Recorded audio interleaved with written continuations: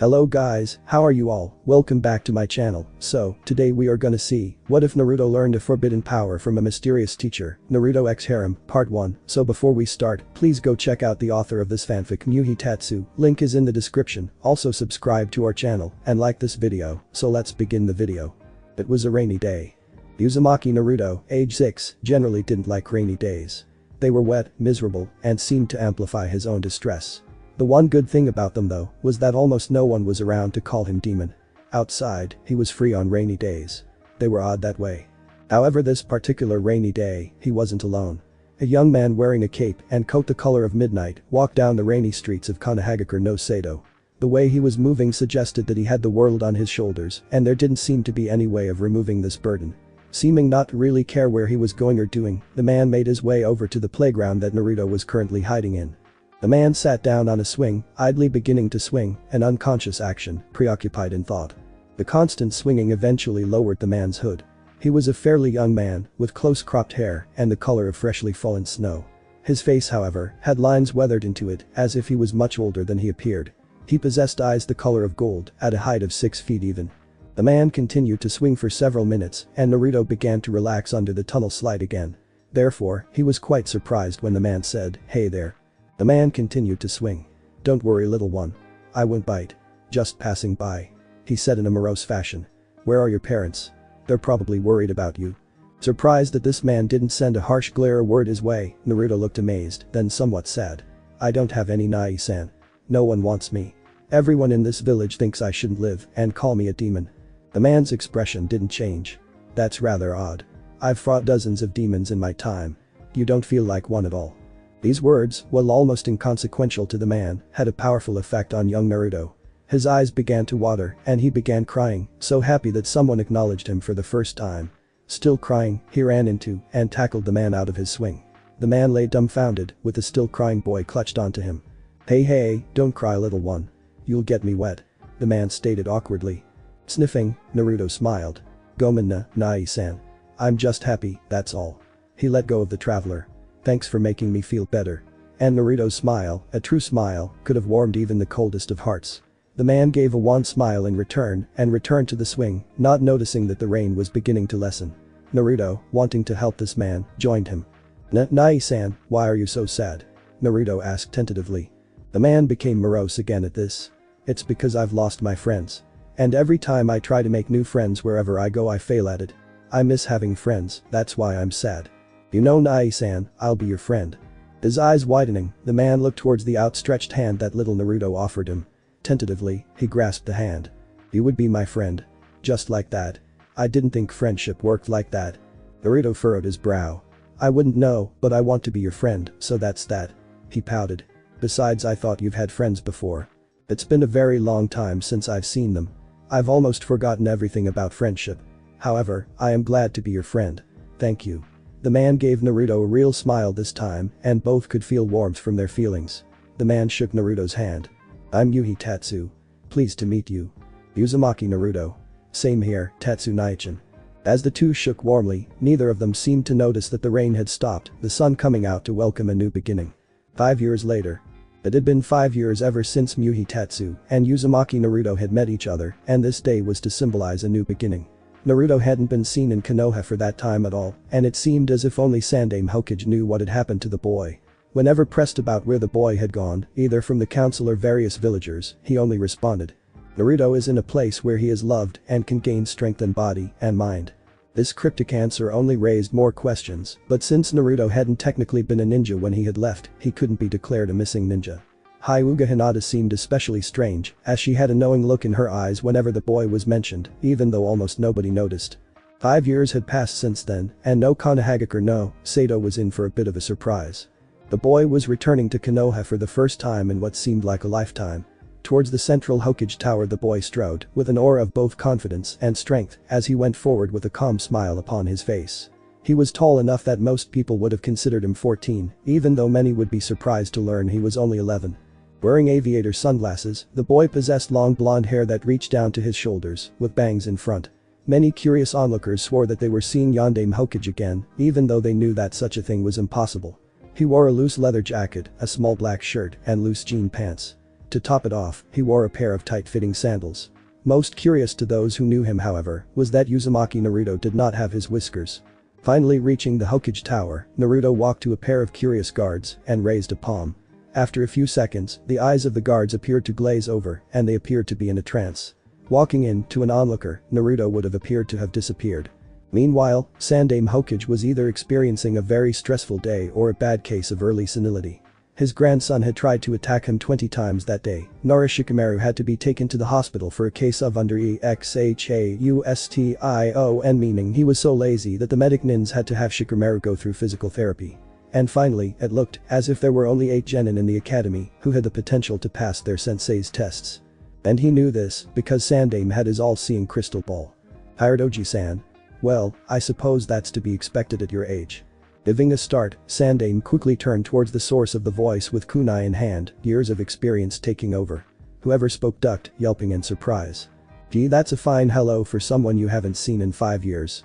Sandaime calmed down and stared with surprise at the person he had caught. Naruto. You've come back. The old man let out a beaming smile. Oh, it's great to see you. Sarutobi paused. Wait, why are you here? I thought you were going away forever. Naruto let out a tiny sigh. Well, I kinda still want to be Hokage Oji-san. Can't do that without becoming a ninja, can I? But, what about your Tatsu-sensei didn't want me to at first, but he realizes how important it is to me. He says, as long as I visit him occasionally, it's okay. Naruto answered. Did I make it in time to go to the academy? I know some things, but I still need to learn how to be a ninja. He smiled sheepishly. Sandaime gave a chuckle. Yes, of course. The ninja academy starts tomorrow, so get ready, okay? Hi, Oji-san. I'll be there, Dadabeo. Sandaime smiled, a bit of the previous stress he had felt melting away. Then something occurred to him.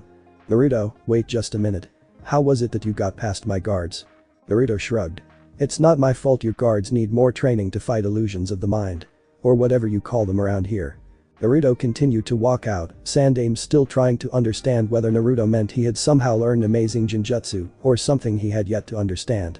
For the next year or so, Uzumaki Naruto had worked in the ninja academy to learn ninja stuff, as he called it. In practical exercises, he learned at a frightening pace. While most children placed in the academy learned how to use chakra at a pace of around 4 months to a year depending on the child, Naruto learned how to use it within a month. When questioned on this ability, Naruto remarked that he had already had training in a similar ability, though when pressed, no answers were forthcoming. However, the fact remained that Naruto was simply amazing. Naruto had learned Henge no Jutsu and Kawarimi no Jutsu in mere weeks. His Taijutsu abilities, while not the strongest or fastest, were still made up of movements that wasted nothing and were incredibly efficient. Naruto also used the academy library periodically, reading books usually having to do with Konoha history and the people in said village. That being said, Naruto did have one weakness. His ninjutsu needed quite a bit of work, as after 2 straight months of trying, he still hadn't perfected Bushin no Jutsu. After meditating on the problem, and weirdly, he had stayed like this for an entire day without pause. And speaking with his somewhat unhelpful teachers, although a quick wave of the hand had solved the problem of irrational hatred he had sensed with Mizuki, and helped Iruka come to his senses regarding something, although Naruto didn't know what. He had learned that the problem was chakra control. It was in trying to find help with this particular problem that the normally quiet and reserved genin made his first friend. Sakura-san, may I walk with you for a moment? Stunned out of her Sasuke-induced daydream, Haruno Sakura shook her in and glanced in surprise at the boy now speaking to her. Uzumaki Naruto rarely if ever spoke, and even then, he had never spoken to his peers. She thought he was nice, in a way. She quickly nodded to his question. Class had just let out, so they began to walk outside. Yes, what do you want, Naruto-san? Well, Naruto fidgeted nervously. I was wondering if you could tutor me in chakra control. The books I have read on the subject don't explain it the same way a person would, and I would appreciate your input in the methods I have been practicing. Sakura raised an eyebrow. The boy who was tying for number 1 in class with Sasuke was asking her for help. Still, it was rather flattering. Maybe she drew it, but I want something in return. Oh? What would that be? Naruto asked somewhat nervously. She gave him a smirk. I want you to help me out regarding Sasuke-kun. Something that'll help me with him. You're almost as strong as he is, maybe more, so you would know how strong guys feel about things. Naruto raised an eyebrow. So, I just want to be clear about this. You want me to help you in regards to Uchiha-san and how you feel about him? Sakura gave a nod. Alright then. Let me get a scroll. After about a half hour of writing out the contract, Tatsu-sensei had told him that with contracts, one always needed to make them without a concrete meaning so that they could always work to your advantage. Sakura signed the contract first. Then, to show his promise, Naruto signed said contract in blood after biting his thumb. "Naruto, you didn't have to go that far." "Yes, I did. Tatsu-sensei always says that one of the best ways to make friends is to show them that you can depend on them." Sakura's eyes widened. "You want to be my friend?" Naruto gave a sad smile. "Sakura-san, I want to be your friend. I just don't know how." Sakura gave a somewhat sad smile back. Then, she changed it to beaming and let out her hand. "I'm Haruno Sakura. Wanna be friends?" And with that, Naruto's own smile could have melted any cold that came his way. For the next 2 months, Sakura helped Naruto with his chakra control, and he actually managed to help her improve somewhat, as well.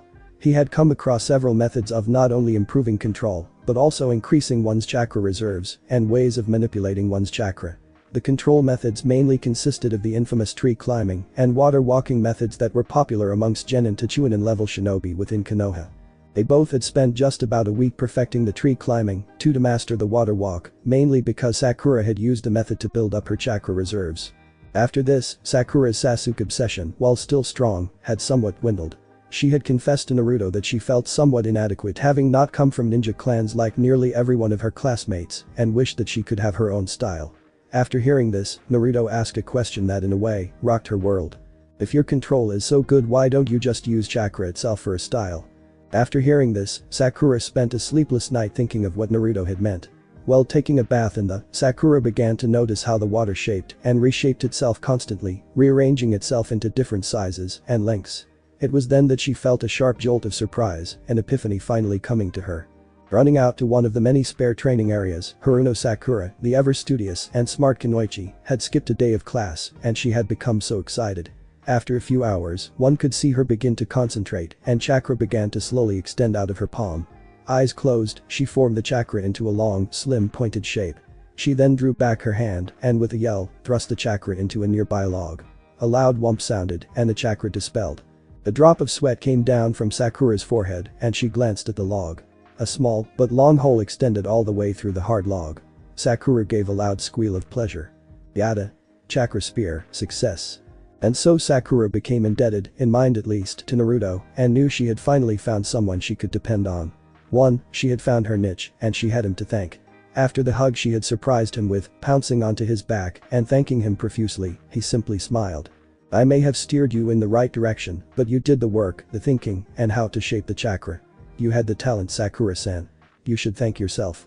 With this, Sakura just hugged him even more tightly, and Naruto turning blue, hurriedly tried to find some way of breathing without offending his friend. Finally, the day had come. After 2 months of training and aiding the other, Naruto and Sakura had become firm friends. However, Sakura still was crushing on Sasuke, thinking that it might be even easier to gain his love due to her increased ability. She had begun working on variants of the chakra weapons technique and was feeling more confident in her abilities. As she became more and more amazed at what she was beginning to accomplish, she explained her surprise to her friend. Naruto had just smiled. "It's no surprise to me that you've come into your own, Sakura-san. Your name has always implied that you would blossom into a beautiful flower." For some reason, this made Sakura not only blush, but her heart began to beat just a tiny bit faster. But back to the matter at hand. Naruto was preparing to make good on his end of their deal, and even Sakura, with her extensive knowledge of how energy like chakra worked, was stumped.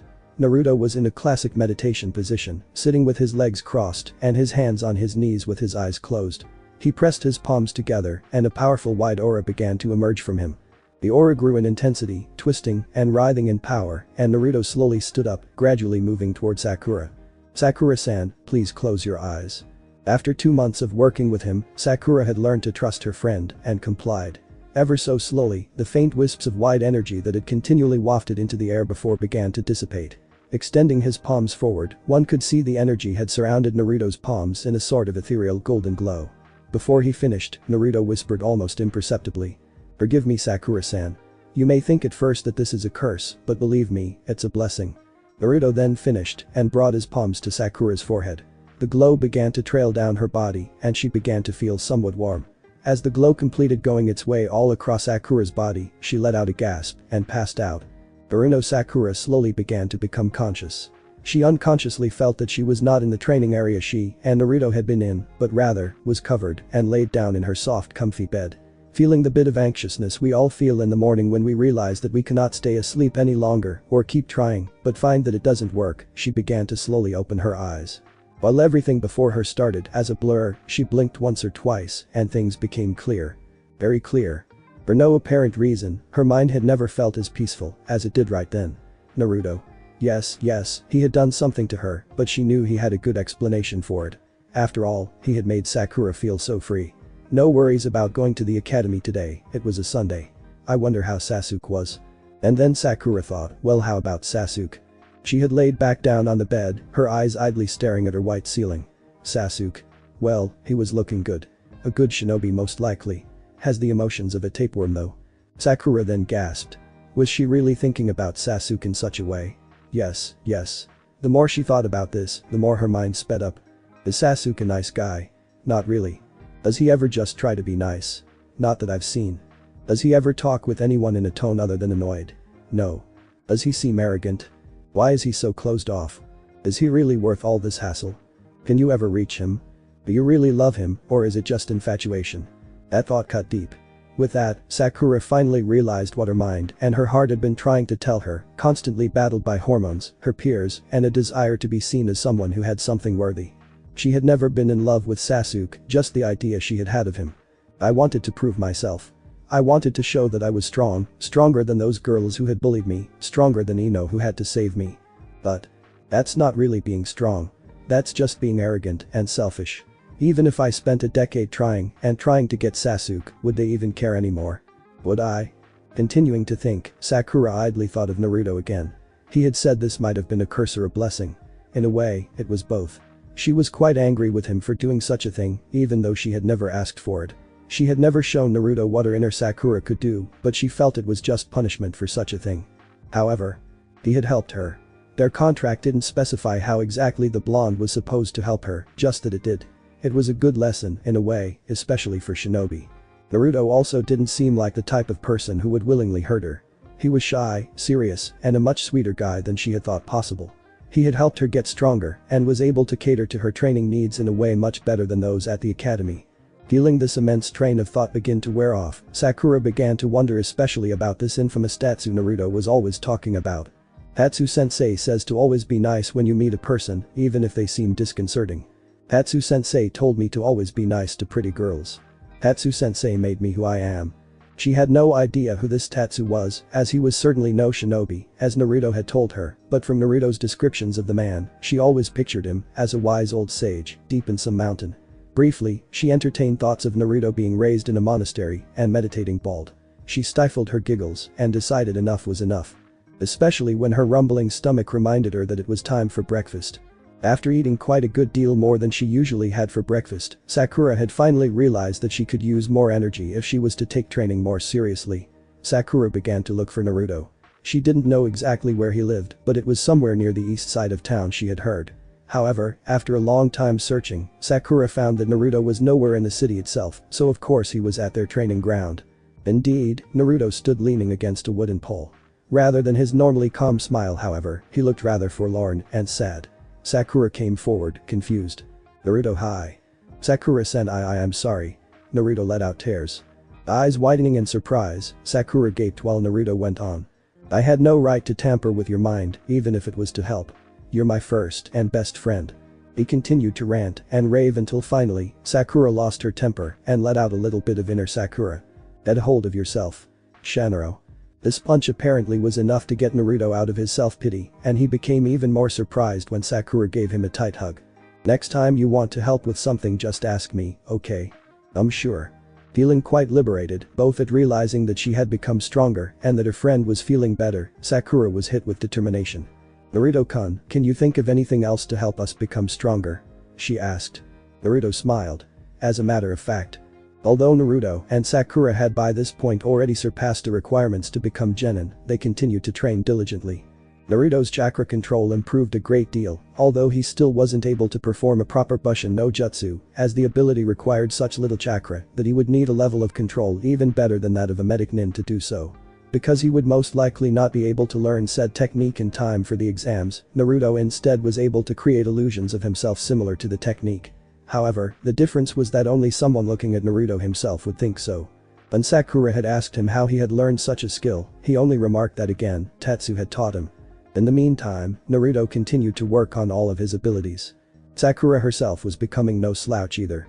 Taking the chakra spear concept further, she developed a whole line of chakra weapons. Most noteworthy among these were a whip, a shield, a barrier, a sword, a bow, an arrow, and last, but certainly not least, a gigantic mallet. These were limited to physical damage, but were still incredibly effective. Discover more. Fanfiction books. Literary analysis tools. Privacy policy templates. Mobile app development. Creative writing courses. Community forum software. Social media marketing. Digital content creation. Writing workshops online. Books. However, this was not the only usage she had gotten out of her chakra ryu. Sakura had also figured out how to extend chakra strings. Using said strings, she would stick into internal organs and would often use the strings to bind, incapacitate or trip her foes. Continuing to build her chakra reserves, Sakura also trained often with Naruto in taijutsu, mainly in physical exercises to help build up stamina. They would constantly spar together, and even though they both worked hard, Sakura could tell that Naruto was holding back in their matches. Especially seeing how Naruto could for some reason, nearly always predict her movements. Still, she was very satisfied with her progress. After another month or so of training, Sakura decided to cross the Rubicon and surprised even Naruto by publicly challenging Ino to an exhibition match. No stakes, no prize, just a fight to see who was better. Word soon spread, and Iruka-sensei decided to make it a special event at the academy for parents to watch. However, it wasn't only their parents who had come. For some reason, several Jounin, a couple of Chunin, a few Anbu members, and even the Hokage himself had come. As was the custom for a shinobi duel, both girls needed a second. Ino had asked Sasuke of course, and also of course, he had turned her down. So instead, Shikamaru was dragged to the fight after having been hurt due to pillow taking. Sakura surprised many of her classmates, and even the Hokage, by having Yuhi Naruto as her second. They had discussed it before, and Naruto was adamant that Konoha should just forget that Demon Brad ever existed. The fight was about to begin, and both girls stepped onto the field. Ino grinned in a cocky fashion. "I'm surprised you even challenged me, big forehead girl. I hope you're prepared to lose." Sakura, her normally long hair tied into a long braid, just stood calmly. "Ino, I shall prove to you that I have become stronger than you can imagine." Ino's eyes widened at this confident, unflappable Sakura. Where was the crybaby who needed her help against bullies? Where was the girl who would constantly compete with her in the littlest of contests? In vain, Ino tried once again to shake Sakura emotionally. "After this fight, I'll be the one to get Sasuke-kun's love."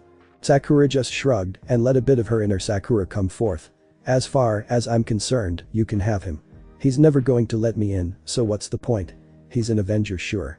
Well, Sasuke can shove it if he can't realize that he's not the only one who's had a hard life." Openly gaping now, Ino wondered if the Sakura in front of her was using Henge no Jutsu.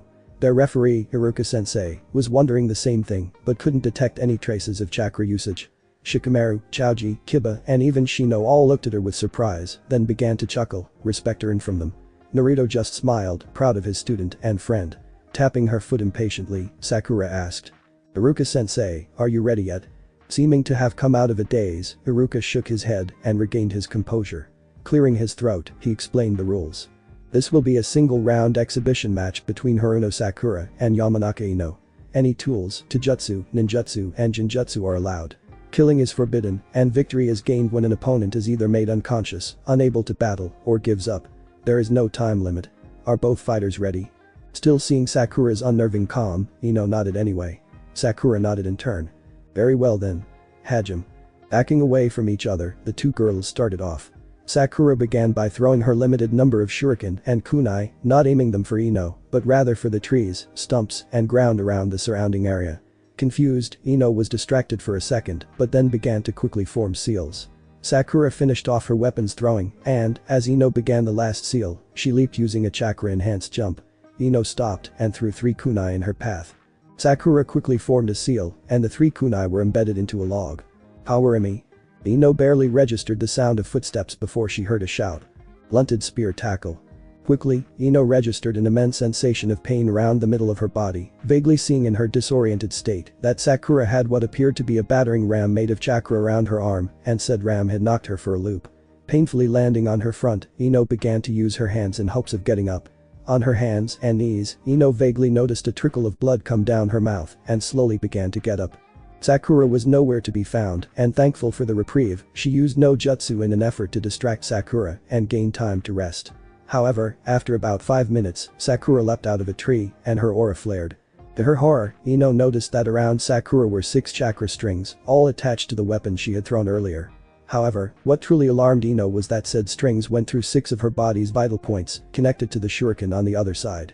Meaning that if Sakura pulled out the shuriken and kunai she had used, there was a good chance that she could die. Ino, I do not wish to hurt you. Please, give up. Sighing and realizing that Sakura looked barely winded, Ino raised her hand. Yamanaka Ino, give up. Sighing in relief, Iruka-sensei gave a proud smile. Winner, Haruno Sakura. The crowd, who had looked in astonishment for almost the entire fight, cheered loudly, clapping at the success of the incredible, and yet almost unheard of, female ninja Haruno Sakura. Remembering certain pearls of wisdom Naruto had shared from his ever so mysterious sensei, Sakura walked forward and helped Ino to her feet. Then she extended a hand. Good match, Ino-chan. Aping again, but giving a small smile, Ino shook her hand. Sakura-chan. How did you get so strong? She asked. Smiling wanly, Sakura replied. Everyone has the potential to be strong, Ino. I just had someone point me the way and it helped more than I could have imagined. Who pointed the way? Ino asked in surprise. Sakura just pointed to a beaming Naruto in the crowd. Yuhi Naruto? The silent guy. Yes. You might want to talk with him sometime. He has things to say you might be interested in listening to. Sakura ended the conversation. While this was going on, the crowd commented. Sakura suddenly seems a lot prettier than before. Wonder how she got so strong. Kiba remarked, grinning. Yeah. I thought Ino would have beaten her for sure, Hashikamaru. Chaoji said through a mouthful of his favorite black kettle chips. Women are troublesome, but I guess Sakura is a little less troublesome now. The planning behind that trap was good. Guess who said that? Yes. Her coordination impressed me. Shino surprised nearly everyone by saying more than 3 words. And Muhi Uzumaki Naruto just smiled proudly. In the meantime, 4 Jounin were fighting amongst them with Sandaime listening in with an amused smirk. The topic of choice was who would get Sakura on their team come graduation, or in Mido Guy's case, how to get a beautiful flower blossoming in the springtime of youth to teach his adorable students burning with silent passion. She could aid my ever-youthful student Tenten in controlling chakra strings to control her weapons more easily. Guy shouted for what seemed to be the millionth time. Uhi Kurenai and Saratobi Asuma just rolled their eyes, not considering Guy's argument valid. Kakashi, who had been reading his beloved Icha Icha Paradise Volume 6. 1 in hand is worth 2 in the bush, merely raised his head, as if just listening. Huh? You say something, Guy. Guy's face went into shock while trying to figure things out in his head. The remaining 3 made their cases. Her chakra control would make her an ideal Genjutsu student, and I could relate to her more easily being a woman. Kurenai argued. Yes, but I could train her in weapons usage and how to improve their capabilities myself. Asuma countered. Well, unless she dies from second-hand smoke first. Kakashi commented idly. I would be able to teach her a little bit of everything. Yes, everything about Icha Icha Paradise, chronic tardiness, and mysterious eating habits. Kurenai commented viciously. Sandaime, well amused at first, grew irritated. Enough of this. You're aware that I end up making the final team selections, are you not? I will make sure that Haruno Sakura ends up on a balanced team, like standards mandate. Is that clear? Ashamed, the Jounin muttered, Hi, Hokage-sama. Having made her way over to Naruto, Sakura surprised him by quickly glomping on him and giving him a tight hug. Thank you Naruto, for helping me feel strong. Is there anything I can do in return for you? She asked. Naruto, feeling very proud and happy after having steered one person in the right direction and having it pay off tremendously, only said one thing. Could you help me make more friends like you? Although she had thought the request strange at first, Sakura realized that Naruto was severely lacking social skills and didn't understand exactly how to make friends. Their friendship had come somewhat as an accident, but it had worked well. Seeing how Naruto's method of pointing people in the right direction and working with her to help had borne them friendship, Sakura decided to use this method for other people as well. The good majority of the academy students were not strong, talented or useful in almost any way. While it could be argued that they needed said help more than others, Sakura could see that a good majority of them had enrolled into the academy for the wrong reasons. Nearly all of the kunoichi enrolled had, like herself, trained only in an effort to see or try to defeat Uchiha Sasuke. It was rather sad really. The only standout other than Ino and herself had been Hyuga Hinata. Her shyness probably would make her a good friend to Naruto, she mused. The shinobi were in some ways worse. Many of the males enrolled were in the academy to get girls kick ass, or in several alarming cases, had odd fetishes or loves of violence. The only ones that seemed at least somewhat dedicated were the ones from various Konoha clans. Shikamaru, Choji, Shino, and Kiba were the only ones she could see Naruto getting along with. So, she had all of them meet with Naruto and HERSELF for coaching at various times, seeing as how they were quite interested in the boy who had gotten Haruno Sakura from merely average to low Chunin high Genin level in such a short time. While nearly all of them were interested in getting better at least somewhat, Shikamaru was merely curious. Initially when he had met Kiba, the brash and loud boy had been doubtful that Naruto could teach him anything new or powerful. After consenting to let him use Akamaru in a spar with him, Naruto had proved to Kiba that while his teamwork was to be admired, his individual skills still needed more variety if he wanted to make sure that his partner could be kept safe. This was proven when Naruto displayed an insane amount of speed, easily dodging a Gatsuga the two had thrown at him and taking Akamaru out quickly with a devastating heel drop. Naruto then proceeded to take Kiba himself out using an uppercut on the quickly speeding Kiba head-on, finishing with a brutal roundhouse kick to the face. Humbled, Kiba decided that asking for help wouldn't kill him, especially when Naruto, almost eternally silent, asked but one question. Akamaru is your friend Kiba. Don't you want to make sure he's protected? The next day, Kiba did in fact ask Naruto if he had any advice. The boy just smiled again and gave Kiba a scroll with his name on it. Enclosed was a list of suggestions that Kiba could tell much thought was put into. Some of these included. Tip 1. The cornerstone of a shinobi is stealth and that one surprise strike. I don't know much about improving stealth, but see if someone can help you with it. Tip 4. If the Inyazuka clan can use chakra to enhance their sense of smell, why not use it to enhance other senses, as well?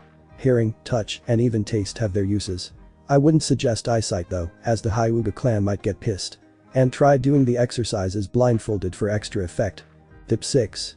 Your speed seems to be quite an asset. Try to increase your speed by wearing weights. You can get some fairly easily at weapon shops. Tip 9. Experience always makes a shinobi better than just training. See if you can find sparring partners. Yes, partners, plural. More variety will make you a better shinobi. Tip 12. Your Tsuuga move seems to indicate that you have knowledge with rotations. Try experimenting more with this. I might suggest spinning while standing, similar to a tornado. This may be able to deflect projectiles and other things. Just don't call the move Kaiten, whatever you do. A week later, Kiba came in wearing weights, looking fairly beat up but happy. Following him was the equally beaten up form of Haruno Sakura and the statuesque Muhi Naruto. As he took his seat, he began to put on a blindfold.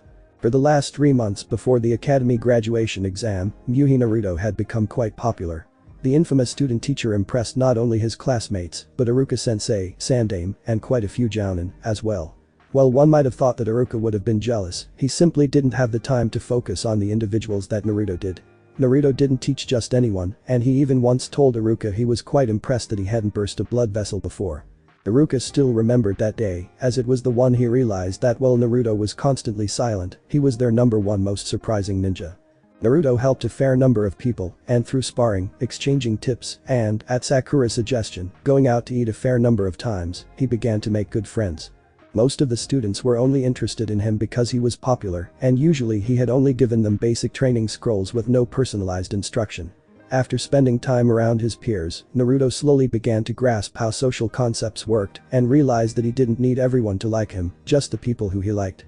Suitably impressed with how Naruto had aided Sakura and gotten Kiba to concentrate a little more, Yamanaka Ino had taken Naruto out to lunch, Shikamaru and Choji tagging along. After Ino had described her particular fighting style and abilities, Naruto had asked the two boys the same thing. Surprised that he would take any interest at all, Choji slowly but gradually told him. Shikamaru sighed, saying it was too troublesome. Then Naruto asked if he liked to play shogi. Needless to say, the almost unflappable Shikamaru was nonplussed, but after several moments of awkward silence, he responded in the affirmative. The next day, Naruto had given Ino and Choji personalized scrolls and began a somewhat rivalry with Shikamaru. Idly, the dear Razor wondered why he had said something so troublesome. At the same time, Hyuga Hinata managed to work up the courage, of course, she was dragged by Sakura to ask if Naruto could give her any advice, as well. After spending a sparring session with Hinata, he determined that her main problem was confidence. Simply put, Hinata thought too much during combat, and seeing how her thoughts constantly strayed to how weak she was considered, Naruto decided on a different way of teaching for her. These sessions mainly focused on teaching Hinata meditation and methods of focus, as he had no idea how to improve on her confidence. After many of these lessons, Hinata began to spar with her classmates, and after many near wins and several wins, her confidence began to slowly and gradually improve.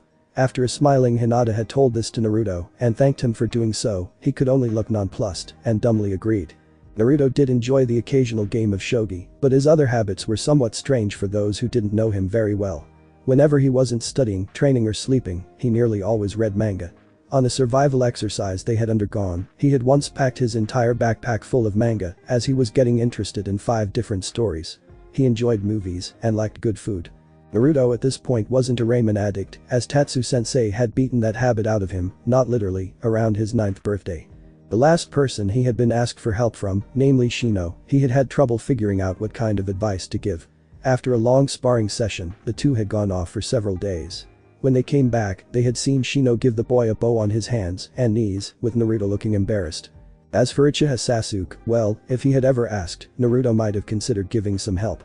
He hadn't thought so, and Naruto's friends were surprised that when they had asked him about it, it was the first time they had actively seen any kind of dislike on the student teacher's face.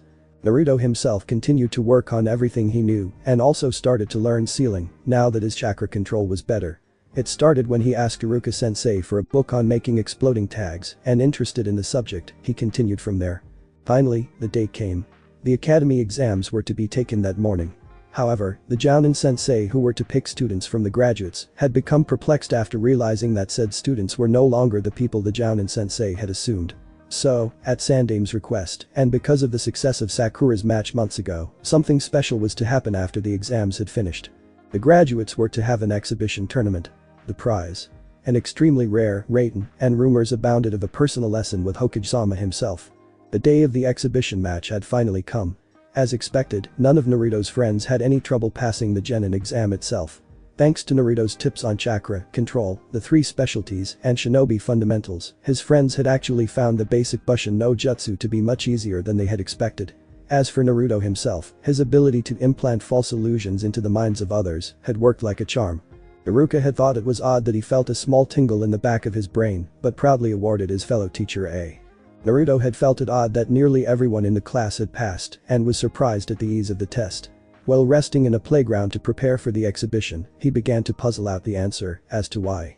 Then Naruto remembered what he had learned about the various wars of the shinobi nations and first-hand accounts of various battles.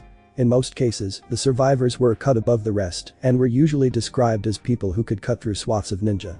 He also remembered that Konoha's Jounin population was quite low compared to other nations, but they tended to have more legendary ninja than others. It was with a heavy heart that Naruto realized that most genin who didn't show quite a bit of potential in Konoha became what Tatsu-sensei had called cannon fodder. They were meant to be used as foot soldiers and also to help contribute to the ninja economy by learning alternative trades. Naruto recalled that genin, skilled in chakra control for example, used chakra in sewing. It could also be used in cooking, gardening or blacksmithing to name a few. Those who weren't satisfied with such a life often became apprentice samurai in hopes of becoming one of the few sworn to the daimyo of various nations.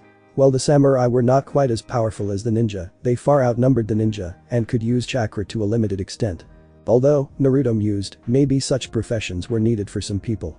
After all, it was difficult in and of itself to survive, let alone stay sane in the dark world of the ninja. Clearing his head, Naruto realized that the competition had already started. He took a quick glance to the standings board which the academy teacher Suzume was keeping track of. Glancing quickly, Naruto noticed that all of his friends had made it to the next rounds, and Sasuke was currently set to fight. Naruto closed his eyes disinterestedly, making sure to listen for the whistle signaling the end of the match.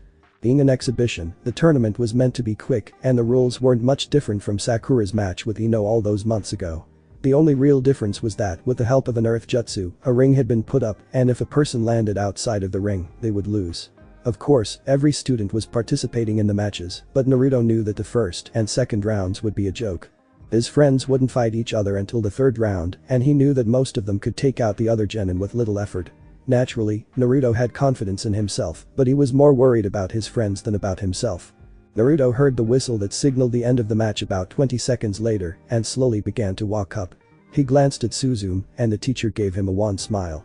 The academy sensei had been pleased with his efforts to help students, as even in the worst students, there was slight improvement in at least one area. Smiling back, Naruto stepped into the ring with one of the few students who hadn't ever spoken to him, a girl whom he recalled Ino telling him had bullied Sakura and others. Ami something. Haruka, who was acting as the referee, lowered his raised hand. Hajime. Neither of the two students did anything for a few seconds. Ami grinned confidently, waiting for Naruto to make the first move. Heh. This guy fancies himself a teacher, does he? Probably a geek. It should be easy. Rather than moving, Naruto spoke. I hear from Ino-san that you are a bully, Ami-san. Well, let me tell you. The slight aura of power was released from the boy, and Ami felt herself beginning to feel fear, gradually feeling more fear as he went on. I dislike bullies. The instant Naruto finished speaking, he exploded into action. In fact, he moved so quickly Haruka could barely see what had happened next. Naruto leapt like a torpedo and buried his fist into Ami's stomach. The power and the thrust launched her forward, and Ami flew backward into a tree with such force that an Ami-shaped hole appeared in the next few seconds. The crowd looked at Naruto with wide eyes and jaws on the floor. Regaining his composure after a few seconds, Haruka made the proclamation. Winner. Muhi Naruto. Watching on the other side, Uchiha Sasuke's eyes widened and he smiled in a sort of lustful excitement. If I can beat Naruto, I'm one step closer to him. The next round happened just as Naruto had predicted. He and his friends had no trouble dispatching the other students they were facing, even if Shikamaru had spent most of his fight sleeping in a nearby tree. The audience got a good laugh out of that, especially when the shadow user had asked morning already. In the third round, however, things became interesting. It started with a fight much like the first and second rounds, a nameless academy student being taken out easily by Shino and his bugs. It was the fights that ensued that were interesting. In the second fight, Kiba and Shikamaru had faced off. Kiba had begun to prepare himself, but before he could do anything, Shikamaru gave up, saying he didn't feel like fighting. Bewildered, Haruka declared Kiba's victory, and Shikamaru began to walk off. Although Kiba began to get angry, a quick glance from Naruto had calmed him, as Kiba remembered shinobi tip number 7. Always take any advantage an opponent can give you.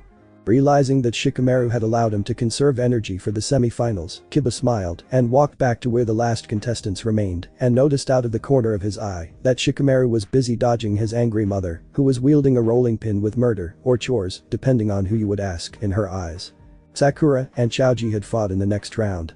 While Choji had made great strides in his training, it was clear that Sakura had an advantage with all of the training she had undertaken at Naruto's side. Choji had taken the route of a wise shinobi at first, hiding in various trees and using Bushin no Jutsu in hopes of confusing Sakura and landing a crushing blow with his Baiken no Jutsu. Meat tank technique. While Choji had begun to learn the partial multi-size techniques, he still had trouble with them. That being said, he did manage just once to land a gigantic-sized punch. Unfortunately, Sakura had pulled up a chakra shield at the time and with a relentless Taijutsu barrage, had won the match. In the fourth match, Hinata was paired up against Ino. Both girls had improved in the months since they had gotten Naruto's help. While Ino's father still didn't believe she was ready for the higher level techniques of the Yamanaka clan, she had improved in all of her basics, namely chakra control, ninjutsu practice, stealth, and weapon aim. Unfortunately for Ino, as Hinata had become more focused in her training, she had trained at a level only near Sakura or Naruto's. She had kept this training a secret for the most part, so it came as an immense shock to her father and sister when, as Ino was about to win with Shitenshin no Jutsu, Hinata repelled the with a perfectly executed Kaiten and took advantage of Ino's disorientation to win the match. Upon seeing their shocked faces, Hinata gave a satisfied smirk. In the final match, Naruto was to fight with Uchiha Sasuke. While Sasuke looked at Naruto with a look of excitement, Naruto merely raised his eyebrow and wondered idly if the boy was a homosexual. It wouldn't surprise him seeing as how Sasuke had continually avoided female attention and once glimpsed what Naruto had guessed, in horror, to be a photo of himself, shirtless and working out. Of course, if the photo had been of Sasuke himself, well, he was not only a homosexual, but was having an ego trip that had never been seen before. Even if his guess was incorrect, the thought still gave Naruto quite an interesting idea. Haruka had started the match, but neither fighter had moved. After about 2 minutes, Sasuke began to speak. Muhi Naruto, you shall truly be a worthy opponent. You should feel proud. When I defeat you, I will be closer to him. Sasuke drawled. Appearing to be cleaning his ear, Naruto replied, I guess I was right then. You are a homosexual. At this statement, everyone except Naruto stared in surprise for a few seconds. Afterward, nearly everyone who understood the statement laughed uproariously, especially Naruto's friends. Sasuke, who had gotten angry at first due to Naruto's statement, grew even angrier as he listened to the crowd's laughter. No, you idiot. If I defeat you, I can be closer to my brother's level. Sasuke bit out. Naruto seemed to stare in surprise. Wow, I knew you were a homosexual, but incest too. The Uchiha clan was really messed up. The last few words were said in a slow drawl, much like someone from our world would hear from someone using drugs. The crowd, amazed at Naruto, was not afraid to bring up a subject as touchy to the Uchiha survivor as Itachi, stood surprised but then roared with laughter again. For Sasuke, this was the final straw. With amazing speed for a genin, Sasuke charged Naruto with a punch. Displaying incredible reflexes, Naruto dodged the attack easily. Sasuke continued his barrage, constantly trying to land a hit on the blonde, but never landing a blow. If one looked closely and had experience with chakra control, they would notice a dark blue aura surrounding Naruto, his face so impassive one might mistake him for Shino. Mido Guy, who had come after witnessing Sakura's fight, was one of the few ninja who noticed that Naruto was leading Sasuke into a spiral, a potentially suicidal move. However, Guy could tell that something else was about to occur. Finally, Naruto reached the center of the spiral and stopped. Confident, yet still angry, Sasuke charged forward. However, before he could finish, Naruto quickly thrust his fist upwards in an uppercut. The results were nothing short of amazing. The only one who was able to hear what Naruto called before the attack had been Guy, but the phrase ended up leaving him with even more questions, if possible. Kiryu Shoten Ha. The tornado exploded forth, and Sasuke began to blast upwards. Nearly everyone in the crowd who hadn't fainted was hanging on to something in an attempt not to be sucked into the towering cyclone. At the same time, Sasuke was being viciously torn by the winds within the cyclone, and at the apex of the tornado almost passed out from lack of air. The winds died down, and Sasuke, barely conscious, felt an immense sensation of pain as he plunged into the hard ground. In shock due to the pain, Sasuke nearly lost consciousness as Naruto stepped forward. He only said one thing, but it made quite the impact on Sasuke. Uchiha, the more you wallow in your hate, the easier you are to defeat. I proved that today.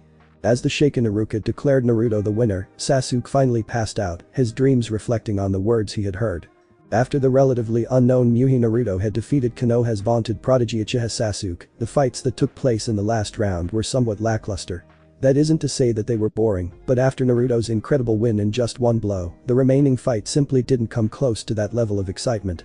Shino and Kiba had fought first in the semi-finals. It was clear in this match that Kiba had improved as he never went for Shino's bug clones, always seeming to know which was the real Shino. This was due to Kiba's sensory training, as his increased hearing had allowed him to distinguish between the clones and the real Shino. Kiba had also become better in speed, strength and agility. However, because he had constantly ignored Shino's clones and their chakra-draining bugs, Kiba had soon found himself sapped of his strength, collapsing in exhaustion with Shino being declared the winner. The fight between Sakura and Hinata was almost as exciting as Naruto's from the round before. Both girls seemed equal, never giving up any ground to the other. When Hinata used Jaiuken thrusts, Sakura countered by dodging or using her chakra shield. When Sakura attempted a chakra arrow, whip or even the dreaded mallet, Hinata used her Katen to deflect the weapons. The two girls stared impassively at each other, both looking quite winded. I don't think I can beat her like this. Sakura thought. I was planning on using this against Naruto, but I have to prove that I'm strong. Wait for her to strike, and then when she's distracted, throw the kunai. Hinata thought in turn. She carefully began to wrap an explosion note around one of her kunai. As if hearing some unseen signal, Sakura charged her fist full of chakra and thrust her fist into the ground. The moment after she began, Hinata put chakra into the note and threw it onto a patch of earth that was near Sakura. The effects were nothing short of explosive. To even Naruto's surprise, Sakura had caused a deep rumbling in the earth, chakra traveling underground and finally coming up to explode the ground near Hinata's feet, blowing her out of the ring. At the same time, Hinata's explosion node had done its job well, blowing Sakura out of the ring, as well. As both of the girls had landed outside of the ring, Iruka-sensei had been forced to call the fight a draw. Naruto would advance to the finals against Shino right after the ring had been repaired. The 15-minute intermission had been called and Naruto was collecting the unconscious girls.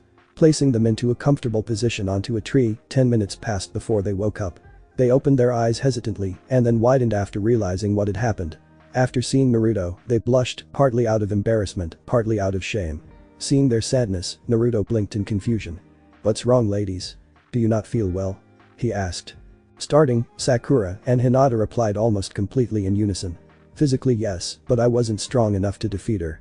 I wanted to test myself against you, Naruto-kun. Naruto blinked again, but then gave off a wan smile. I know you did, and I know you too are disappointed. But, you know what? He said in a mischievous tone. What? The two girls replied, almost in unison again. To their shock, Naruto bent forward and kissed Sakura on the forehead and Hinata on her cheek. I couldn't be more proud of either of you. Naruto glanced toward Iruka-sensei, who was motioning him to come up. Sorry girls. We'll have to see each other after the fights. Wish me luck. Sakura and Hinata, still with faces the color of a fire engine, could only nod dumbly in reply. Before he could rush off, a voice and a long array of blonde hair blocked his path. You didn't forget about congratulating me, did you, Naruto-kun? Ino asked playfully, hands on her hips. Of course I didn't forget, Ino-san. Naruto replied in an equally playful fashion. You've made amazing strides yourself, I must say. And because you've done so well with such little time, I'm going to show you a little trick Tatsu-sensei taught me. Naruto took Ino's head in his hands, took off his shades, and used his sapphire eyes to stare into Ino's own glimmering orbs. Mesmerized, Ino only realized seconds later that Naruto was giving her what she had heard of as a French kiss. Naruto disengaged a kiss about 5 seconds later, Ino's head feeling like it was going to explode. She was blushing so hard. Wish me luck, Ino-chan. Naruto put his shades back on, stepping into the ring where a grinning Iruka and an ever-patient Shino waited. If Naruto had looked behind him, he would have seen the rare side of Yamanaka Ino fainting. And if he had stayed just a few seconds more, he would have seen the side of a man with hair the color of snow walk up and catch her, chuckling. It looks like my little one has learned well. With a smile and a flourish, Naruto walked onto the newly repaired ring. Smiling, Iruka proclaimed. Final exhibition match. Aburame Shino vs Muhi Naruto Hajime. Naruto was ready to spring into action. However, before he could even begin to make a step, Shino began to speak. Iruka-sensei, I give up. The gobsmacked Naruto's eyes bugged out, only distantly hearing the loud groan that the audience let out. Finally, he regained his composure to ask the only question on his mind. Shino, why, how, what, huh? Naruto said eloquently. Shino gave a quiet little sigh. After learning that new ability you helped me learn, I started to realize that I needed to become more skilled. However, I realized, and my bugs have confirmed it, that you are at a much higher level than myself. Therefore, when I have more experience we shall meet again. Slightly mollified, Naruto began to smile. However, he almost fainted when Shino bowed down on his hands and said, Thank you for your help, Shishu-1. After a beaming Iruka presented him with the Raiton lighting element scroll, and to Naruto's continuing surprise, a silver trophy, Naruto stepped out of the ring. As Naruto heard applause from all around him, he couldn't help but feel warm inside. He had already begun to prove himself to the village. It was a shame though, Naruto thought to himself, idly looking through the crowd. I kinda wish Tatsu-sensei was here. Still looking left to right, Naruto paused and began to focus on a head of white hair. Jumping up using a chakra-enhanced leap, Naruto nearly fainted in shock for the second time that day. Seeming to go on autopilot, Naruto slowly walked until he reached his destination. Finally making it to the place he had spotted from his leap, Naruto noticed idly that Sakura, Hinata, and a still passed out Ino were waiting for him, along with one other person. Said person gave a beaming smile. You've done well, little one. MuhiTatsu had come. Tears nearly welling in his eyes, Naruto gave a pleased shout of Tatsu-sensei. And leapt into the arms of his smiling sensei. Tatsu let out a grunt of surprise and quickly straightened himself out, the boy having given him a warm hug. Tatsu-sensei, you came. Even though you were on that trip you still came, Naruto said softly. Of course I would, little one. You're my precious person after all. Tatsu said in turn. I always support my precious people. Sakura, having finally gotten out of her kiss-induced shock, finally realized what she had heard and gave a gasp. Wait a minute, you're MuhiTatsu? The MuhiTatsu? Putting Naruto down, Tatsu raised an eyebrow. Well, I don't know any other MuhiTatsus, so I suppose I am, even though I am not aware of the Tatsu you refer to. Getting a little irritated, Sakura replied. Naruto-sensei, guardian, and the man who took care of him for a good portion of his life. She bit out. Giving a delighted little smile, Tatsu responded. Oh yes. That's me alright. I suppose you were expecting something else, I imagine. A monk maybe. Sakura gave Tatsu a sheepish look, confirming his suspicions. Wanting to save the girl some embarrassment, Tatsu decided to ask a question in turn. So who might you be? Might you be Harem Sakura-san? Me? Yes. How did you know? Sakura asked in surprise. Tatsu put an arm against what appeared to be a slightly embarrassed Naruto. Little one here often talks about you in his letters to me. In fact, he talks about you quite a lot. While Sakura's bout of blushing renewed due to this comment, Naruto seemed to become irritated. Tatsu-sensei. Those letters were private. Don't go blabbing everything you hear. He yelled. Tatsu smirked. Ah, but little one, where would the fun in that be? Ignoring Tatsu, Naruto kept talking. And another thing. Why do you still call me little? I'm almost as tall as you now. Tatsu's smirk grew. Oh, but Naruto-chan, you'll always be my little one. If you insist though, I suppose Kaozu would be okay too. Sighing at knowing that was the best he was going to get, Naruto noticed that all of his friends were beginning to walk home and asked them all to gather around. Curious, the 8 genin complied. Naruto, seeing that everyone had come, asked a very important question. Everyone, do you all want to celebrate tonight with Tatsu-sensei and I? Well, at least important to him. All of his friends, even Shino, seemed to get slightly sad at the question. They all explained to him that they all had prior celebrations or engagements to go to. Some had family dinners, others had clan initiation rituals, and Shikamaru simply wasn't there. Seeing his little one disappointed, Tatsu asked if they had anything planned in 3 days, making the genin perform a double take. After talking amongst themselves, in fact none of them had anything planned for that day. Then it settled. We'll all go out to celebrate your graduation in 3 days. Tatsu concluded. Bidding his now happier friends goodbye, Naruto looked at Tatsu with a grateful expression, to which Tatsu only smiled again. He took Naruto's hand and began to walk away, but not before a panting Iruka-sensei came up. He informed Naruto that in fact, there was a personal training session scheduled for him with Sandaime Hokage in the next week, scheduled 5 days from then, proving yet again that Sandaime knows all with his crystal ball of power. Naruto thanked Iruka, and Tatsu yet again took his hand. Beginning to walk, Naruto voiced an unspoken thought. Tatsu-sensei. Why did you ask my friends to come in 3 days rather than 2 or 1? Tatsu gave a chuckle. Well, I imagine after the celebration we're going to need an extra day or 2 to sleep.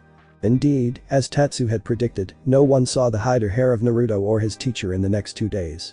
Even then, when they had come back, the two still looked as if they could sleep for a week.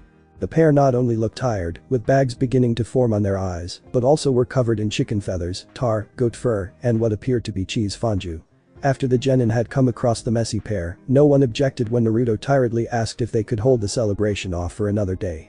Of course, that was after they managed to compose themselves long enough to stop laughing and form a sentence. Even Shino. The next day seemed to have done wonders for the pair as they appeared clean, energetic, and free of goat fur. After hearing various suggestions, they all decided to go to the local barbecue place that Chaoji frequented. Looking happy at the size of the party and especially at the handsome white-haired man, a waitress showed them to a rather large booth.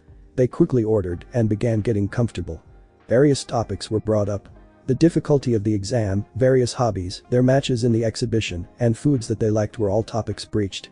As the conversations began to die down, Tatsu gave Naruto a glance and took out a suspiciously bottle-shaped package. Naruto gave a double take and a wide grin began to form on his face, his eyes widening. Tatsu-sensei, is that what I think it is? Naruto asked in anticipation. Tatsu merely smirked in response. Kiba began to look excited. Shino raised an eyebrow, Shikamaru muttered Mendoku-san Chaoji, and Kunoichi began to protest. Tatsu-san, I can't believe you would take out alcohol. We aren't 20 yet, even if you might be. Ino screeched. Naruto looked at Tatsu, and he did the same.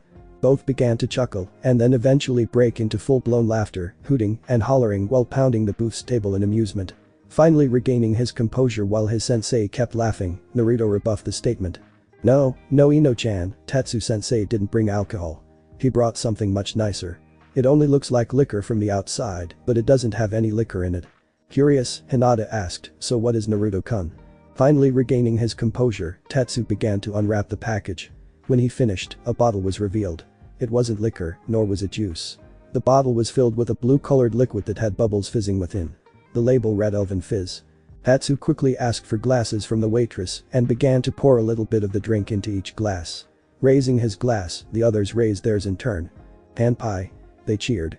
Each of Naruto's friends began to drink and the reactions were amusing to say the least. While at first nothing seemed to happen, after 5 seconds they began to sport looks that made them seem as if they had just come from some rather pleasurable activities. Nearly all of them had smiles forming that were not associated with normal everyday happiness, and Hinata and Ino could be seen with drool coming out of their mouths. Naruto and Tatsu, having had the drink before, were more in control, but still looked happy to the point of insane. Even Shikamaru looked completely content, as if he was sleeping, not just watching his beloved clouds. And to think, that was the weak batch. Tatsu mused.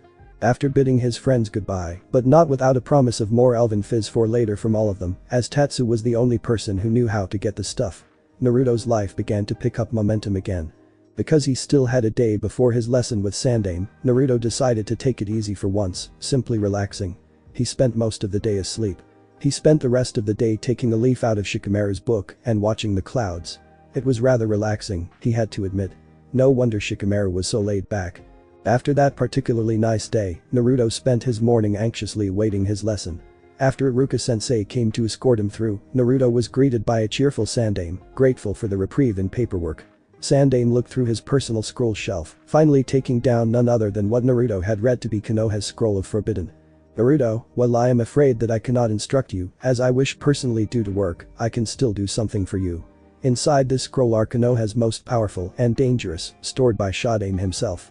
Because you have won the Academy exhibition matches, shown incredible talent, and done a splendid job in aiding your fellow students through teaching, I will allow you to copy down the first technique on this scroll.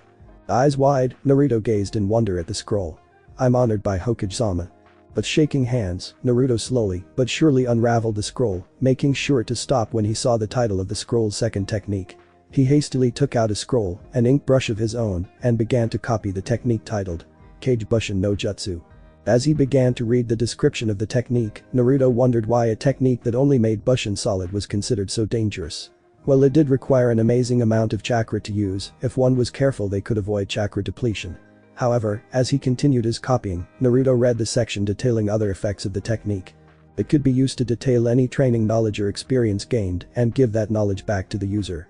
This could not only be useful for scouting purposes, it seemed to cut training time into such small fractions that nearly any technique could be learned instantaneously if the user had enough chakra.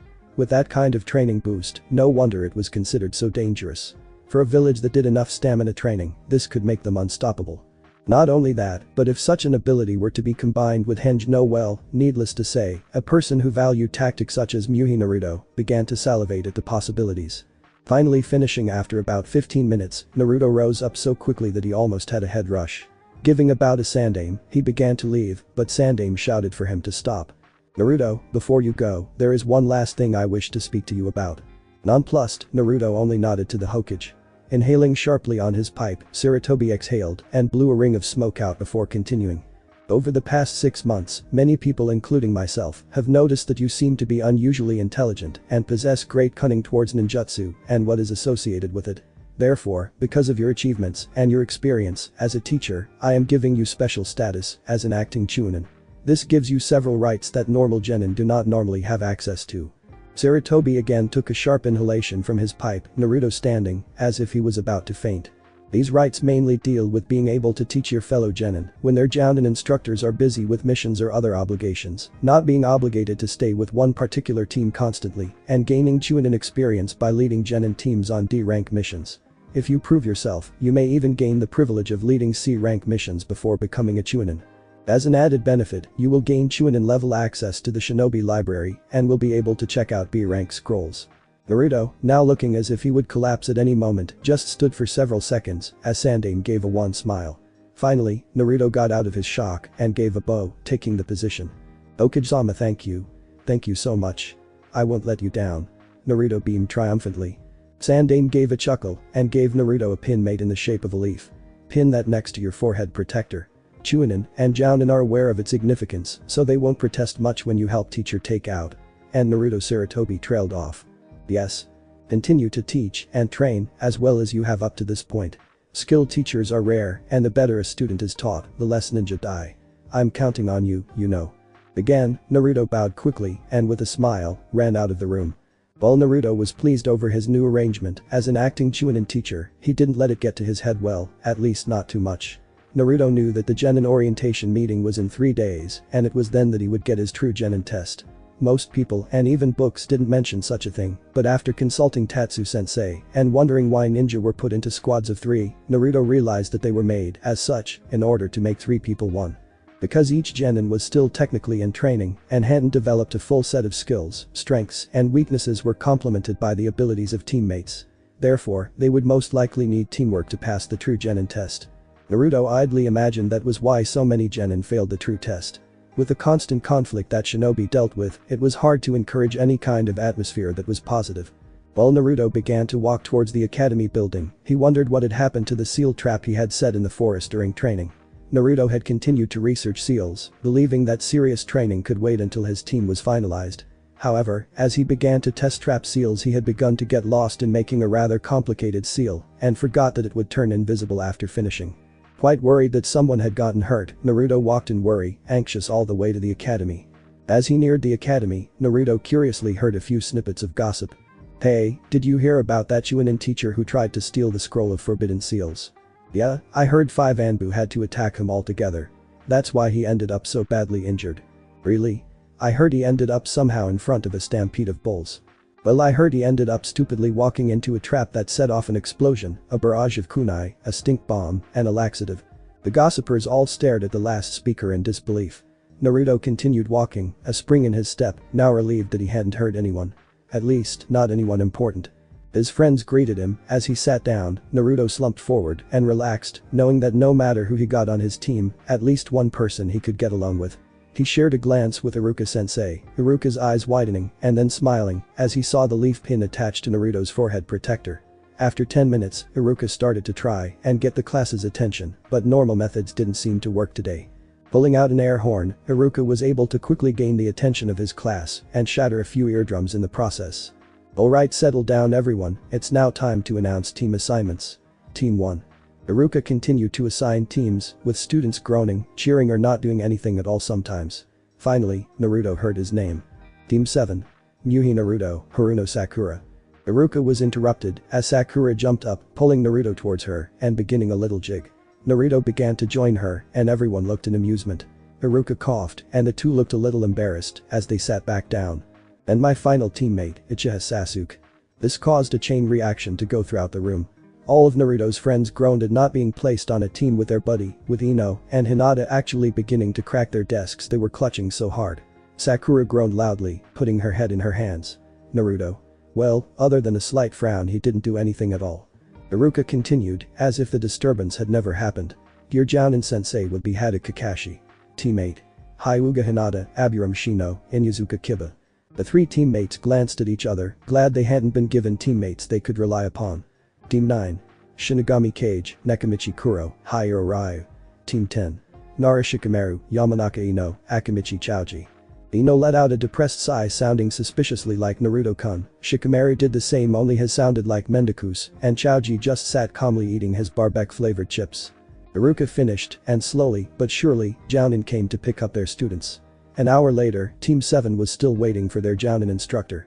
Bored, Naruto and Sakura began to talk while Sasuke sat brooding in a corner. "Naruto, have you been working on anything new lately?" Sakura asked. "Yup. I've been working on Seal Sakura-chan, how about you?" Naruto asked in turn. Sakura smiled. "Oh, I've begun looking into medical scrolls they let me borrow from the hospital. So far I've only gotten up to small cuts and small blood clots." Naruto began to look enthusiastic. "Still, that's great, Sakura-chan. And in only a few days too, you should be proud of yourself. Can you show me how it works?" Sakura blushed. "Sure, Naruto-kun. But first, you need to show me one of your seals. I've always wanted to know how they work." Okay. Just let me get ready, okay?" And, as a bonus, he smirked in an evil fashion.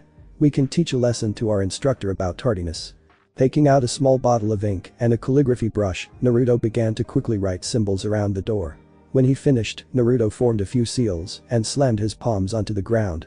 The symbols all seemed to become absorbed into the big kanji symbol in the seal's center, and when all of the little markings had disappeared, the big one did too. Sakura gave a look of astonishment. "Wow. That was an amazing, Naruto-kun. What kind of trap does that make?" Although he couldn't be sure, Naruto swore he saw Sasuke giving a small glance in their direction as he explained. When he finished, Sakura began explaining the intricacies of medicine and how they required an immense level of concentration even when performing something small.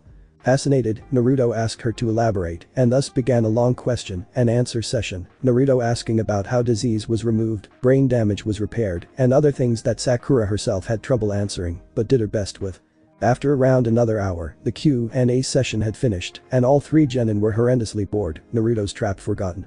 Sakura sat down with her head on a desk, Sasuke still brooded in the corner, and Naruto seemed to be sleeping. Out of nowhere, they heard a loud explosion and a wisp of air. When the smoke cleared, it revealed a frazzled Jounin, soot covering what little could be seen of his face through his face mask, and hair messed up and tangled in vines that came out of what seemed to be nowhere. Regaining his composure, the Jounin took out a kunai and hacked through the vines, coming up to them. "My first impression of you guys is I hate you." Having gone up to the academy's roof, the Jounin motioned for them to sit down. "Now I think it's time we all introduced ourselves. Names, likes and dislikes, hobbies, dreams for the future, stuff like that," Kakashi stated. Why doesn't the one who made that trap start? Kakashi's eyes twitched. Naruto took that as his cue. I'm Yuhi Naruto. I like manga and I'm teaching, getting to explore new lands, my friends, my guardian Tatsu, and Elven Fizz. I dislike greed and selfishness if they hurt others, prejudice, and those who don't try at their own goals. My hobbies are not much other than learning seal making and watching anime. Dreams for the future to help my friends and guardians achieve their own dreams, to get married to at least one woman, and to become Hokage, the #1 ninja in the village. Rather nonplussed, Kakashi motioned to Sakura after a few moments, thinking Naruto was rather interesting. I'm Haruno Sakura. I like my friends, training with Naruto-kun, and getting stronger in any way. Oh, and I don't like Elven Fizz, I love it. Sakura giggled. I dislike the same things as Naruto, and also Konoha's unfair clan system. Hobbies. Learning medicine, watching movies, and swimming. My dreams for the future are like Naruto's in helping everyone I care about achieve their own dreams, to find my soulmate, and to become a Kunoichi better than Tsunade-sama. I also want to help Naruto get rid of the current clan system Konoha is governed by when he becomes Hokage, so we can help more first-generation ninja. Kakashi's visible eye widened and then closed in an upside-down U shape, showing that he was pleased. Rather ambitious, but at least she'll take her duties seriously. Finally he pointed to Sasuke. Uchiha Sasuke, I don't like or dislike many things at all. I don't have any hobbies and dreams. Well, they aren't so much dreams as they are ambitions. To resurrect my clan, Sasuke took a dramatic pause. To kill a certain man. As I thought, Itachi influenced his behavior. I can't honestly see what I saw in the psychopath. I think I may need to call the insanity ward soon. Kakashi stood up abruptly. Well, you're all fairly interesting. Meet me tomorrow at training ground 12 at 7 in the morning. We're going to be conducting a mission. Survival training in fact.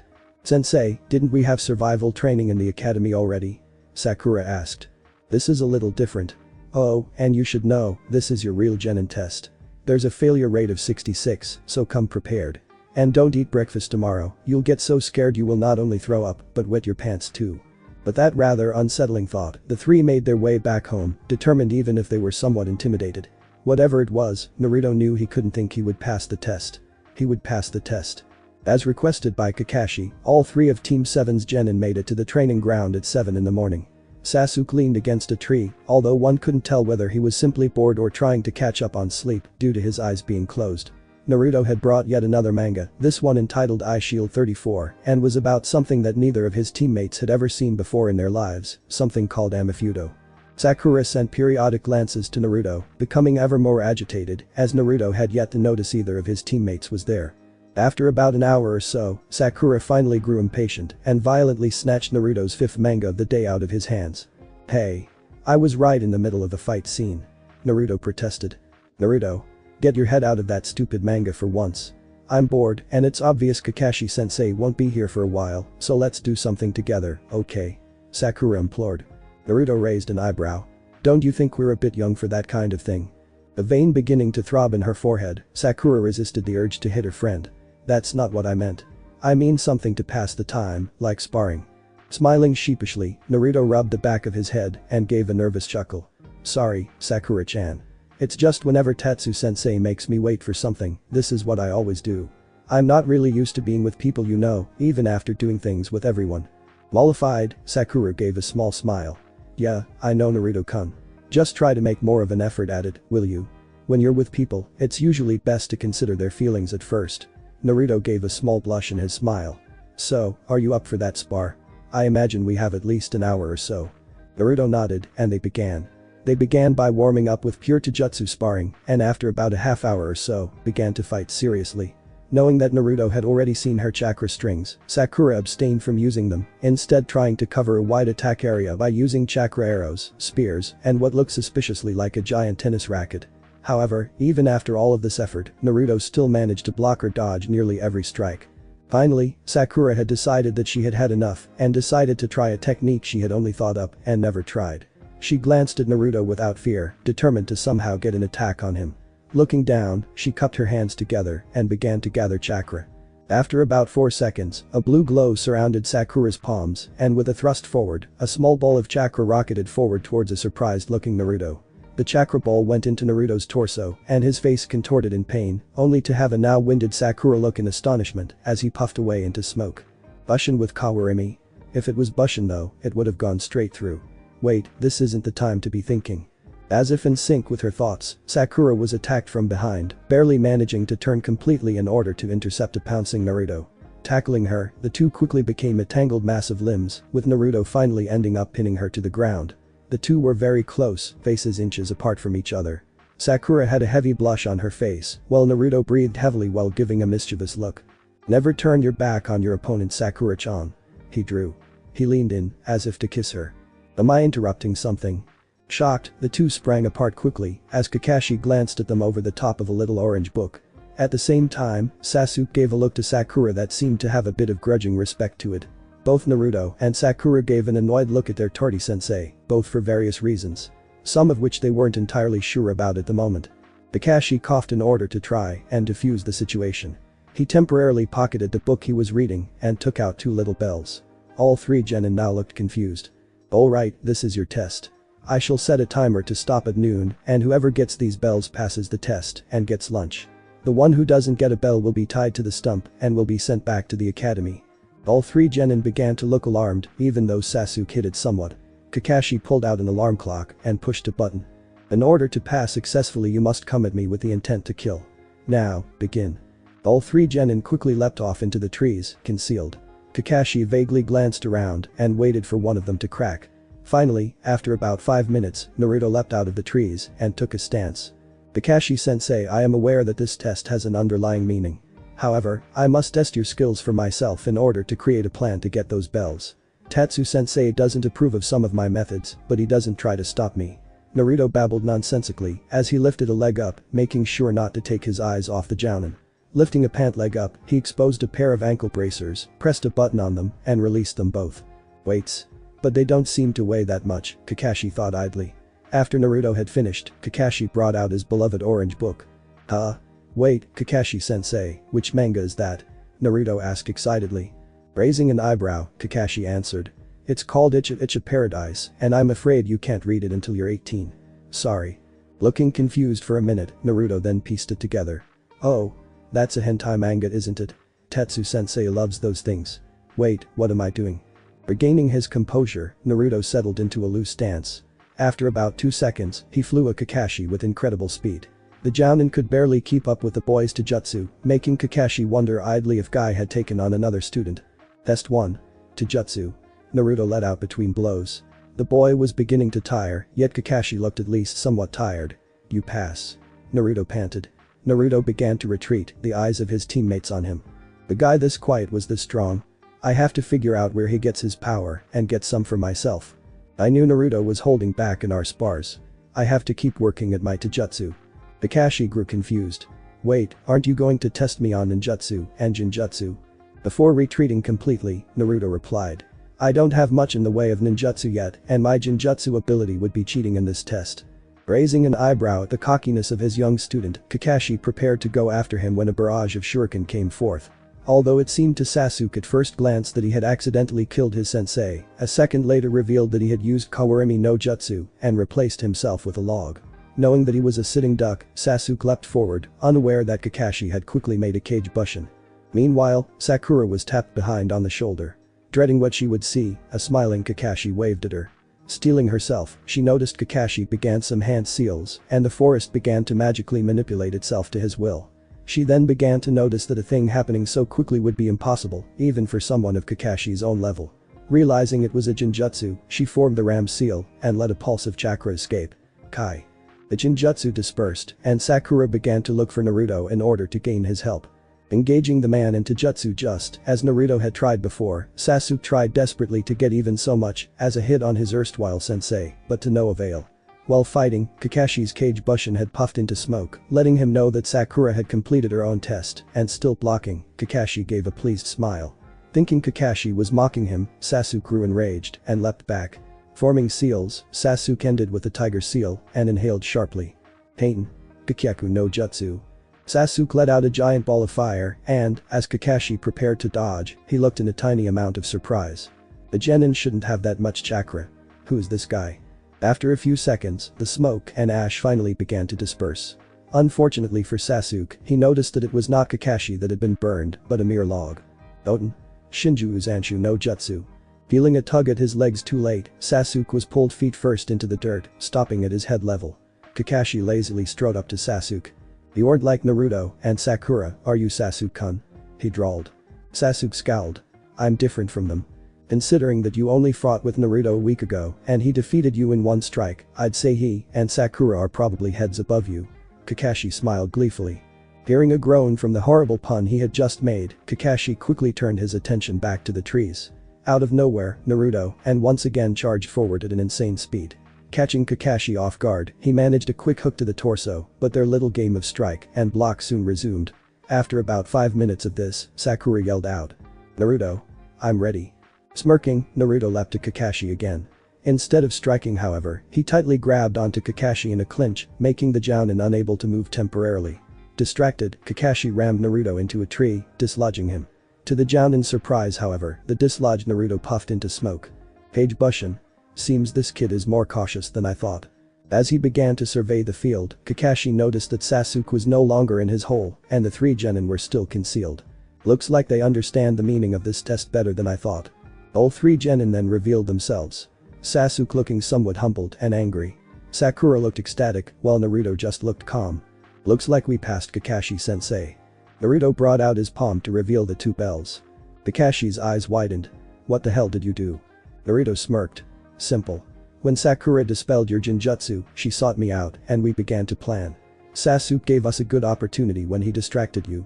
When you were busy with him, Sakura-chan began making chakra strings and my Kage Bushin rushed forward to attack you. When Sasuke was stuck in the ground, Sakura-chan used her chakra strings to start pulling him out and retrieve him. After all, we needed all the help we could get if this plan failed. Kakashi, looking pleased, began to say something, but was interrupted. As my Kage Bushin began fighting with you, my bracers, which I dropped earlier in the fight, turned into Kage Bushin and snuck up behind you. When the first Kage Bushin clinched you, the second was able to quickly retrieve the bells. When Sakura had finished, so had my Bushin, and he brought them back to the third Bushin, which brought them back to me. Floored, Kakashi began to look in wonder at the genin who pulled off such a move. Not only had he and Sakura shown exemplary teamwork, they had also achieved their mission objective. Naruto, truly he is a dark horse.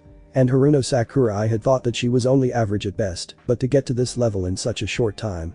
Kakashi walked towards the 3 and gave another raised eyebrow. Well, I guess then I have good news and bad news for you. Eyes widening in confusion, Sasuke and Sakura began to protest, while Naruto only sighed. The good news is that Naruto and Sakura passed the test very well. The bad news is that because of Sasuke, none of you will pass. Becoming shocked, Sasuke let out a shout. But we got the bells. Why don't we pass? You missed the true meaning of this test. Kakashi said in a grim tone. That is why you failed. True meaning? Sakura asked. I'm surprised you didn't realize it, considering you did so well at it, Sakura. Kakashi began. The true meaning of this test is teamwork. That's correct, Naruto. Genin are put into 3-person squads for a reason, you know. Kakashi explained. Your comrades are your life on a mission, even if you have to fail that mission. Well, you may end up failing missions, the income those generate can be replenished. Comrades can never come back. He paused, looking wistfully at a large stone, carved with names. Those who don't follow rules are trash, but those who abandon their comrades are worse than trash. Kakashi stopped his watch. Now then. It's time for lunch. However, Sasuke doesn't get any, so don't feed him. Kakashi's eyes narrowed. You all have one more chance at this. Don't disappoint me. With a skip and jump, Kakashi went away, leaving the genin for their lunch. After a few bites, a pouting Sasuke blushed in embarrassment when his stomach growled. Shuffling around his bento, Naruto took hold of a tomato with his chopsticks and held it out to Sasuke. Here, Sasuke. Eat. This is your favorite, right? Kakashi told you not to though.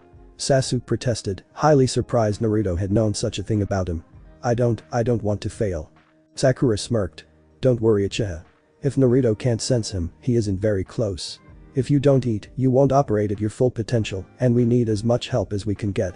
After a few bites, Sasuke appeared in slightly better spirits. However, they were interrupted as Kakashi came seemingly out of nowhere. You guys.